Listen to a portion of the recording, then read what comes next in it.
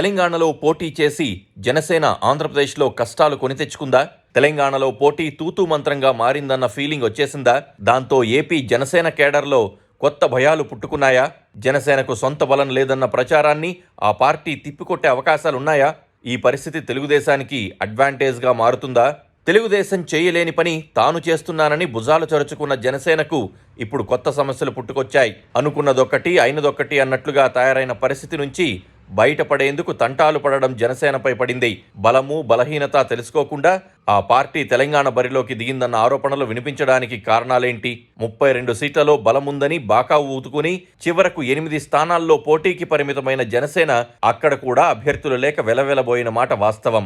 8 స్థానాలకు జనసేన అభ్యర్థులను ప్రకటిస్తే అందులో కేవలం 5 మాత్రమే పార్టీలో ముందు నుంచి అనుభవం కలిగి ఉన్నవారు.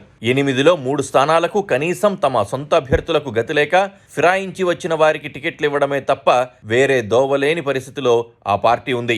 కూకట్పల్లి నియోజకవర్గం నుంచి ముందు రోజు వరకు బీజేపీ టికెట్ కోసం ప్రయత్నించిన ముమ్మారెడ్డి ప్రేమ్ కుమార్ హఠాత్తుగా జనసేనలోకి ఒక్క గంతు వేసి టక్కున టికెట్ పట్టేశారు. కొత్తగూడెం అభ్యర్థి లక్కిరెడ్డి సురేందర్ రావు, ఆస్వారావుపేట అభ్యర్థి ముయబోయిన ఉమాదేవి 2 రోజుల ముందే జనసేనలో చేరారు. వాపు కూడా లేని చోట బలుపున్నట్లుగా చూపించుకోవడం అంత అవసరమా అన్న ప్రశ్న ఇలాంటి చర్యల వల్లే కలిగిందని చెప్పుకోవాలి. తెలంగాణలో పోటీ నుంచి టీడీపీ తప్పుకుంది. వైసీపీ అలాంటి ప్రయత్నమే చేయలేదు. ఇక్కడ గెలవడం కుదరదని తెలుసుకొని ఆ 2 పార్టీలు దూరం జరిగాయి. బలమున్నట్లుగా ఎలాంటి ఆధారాలు లేని జనసేన మాత్రం బీజేపీ అండ చూసుకొని బరిలోకి దూకింది. తెలంగాణలో బీజేపీకి కొంత బలమున్న మాట వాస్తవమే అయినా 2 పార్టీల అసలు స్నేహం ఆంధ్రప్రదేశ్లోనేనని చెప్పుకోవాలి.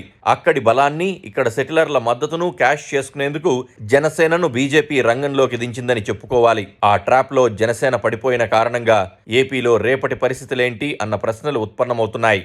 డిసెంబర్ 3న తెలంగాణ ఎన్నికల ఫలితాలు రాబోతున్నాయి. పోటీ చేసిన 8 స్థానాల్లో జనసేన ఎన్ని చోట్ల గెలుస్తుందో తేలిపోతుంది. కనీసం సగం చోట్లైనా గెలవకపోతే పవన్ కళ్యాణ్ కు గడ్డుకాలం తప్పదు అన్న చర్చ జరుగుతోంది. అక్కడ గెలవని పార్టీ ఇక్కడెందుకని ఏపీ ప్రజలు ఆలోచించవచ్చు. ఆ ఆలోచన టీడీపీలో కూడా వస్తే పరిస్థితి ఏంటి అన్న ప్రశ్న ఉత్పన్నమవుతోంది. పైగా 1% ఓట్ షేర్ కూడా లేని బీజేపీని నమ్మి పొత్తెందుకు పెట్టుకున్నారన్నది కూడా మరో ప్రశ్న. ఎందుకంటే బీజేపీతో అంటగాగేందుకు టీడీపీ ఇష్టపడడం లేదు. తప్పనిసరి పరిస్థితుల్లో పొత్తు పెట్టుకోవాల్సి రావచ్చు. అయినా తెలంగాణలో బీజేపీతో కలిసినందువల్ల జనసేన పట్ల టీడీపీ అభిమానుల్లో కాస్త వ్యతిరేకత వ్యక్తమైన మాట వాస్తవం. సెటిలర్లలో మెజారిటీ వర్గం బీఆర్ఎస్ బీజేపీలకు వ్యతిరేకంగా ఉన్నారన్న సంగతి పవన్ కళ్యాణ్ కు తెలీదా? ఒకవేళ తెలిసి కూడా పోలరైజేషన్ గేమ్ ఆడారా అన్న ప్రశ్నలు కూడా ఉత్పన్నమవుతున్నాయి. కొందరైతే పవన్ కళ్యాణ్ ఆంధ్రప్రదేశ్కు ద్రోహం చేశారన్న ఆరోపణలు కూడా చేస్తున్నారు. జనసైన్యాధ్యక్షుడు జన సైనికుల మధ్య చిన్న తేడా ఉంది. పవన్ కళ్యాణ్కు ఎంత బలమున్నది జన సైనికులకు వీర మహిళలకు పట్టదు. పవన్ను సీఎంగా చూడడమే వారి ముందున్న ఏకైక లక్ష్యం. వాళ్లకు భిన్నంగా పవన్ కళ్యాణ్ ఆలోచించాలి. తన బలమేమిటో తెలుసుకొని ప్రవర్తించాలి. లేకపోతే కొంచెం దెబ్బతిన్న రాజకీయ ప్రత్యర్థులే కాకుండా మిత్రపక్షమైన తెలుగుదేశం కూడా దూరం పెట్టే అవకాశం ఉంది. బలం లేదని నిరూపితమైతే తర్వాత మీ డిమాండ్లను ఎందుకు పట్టించుకోవాలని నిలదీసే అవకాశమూ ఉంది. అయినా చేయగలిగేదేముంది? గోదాలోకి దిగారు కదా, ఏం జరుగుతుందో చూద్దాం.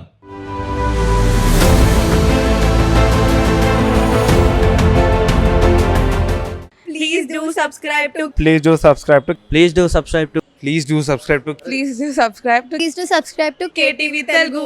KTV Telugu. KTV Telugu. KTV Telugu. KTV Telugu. KTV Telugu. Please do subscribe to KTV Telugu.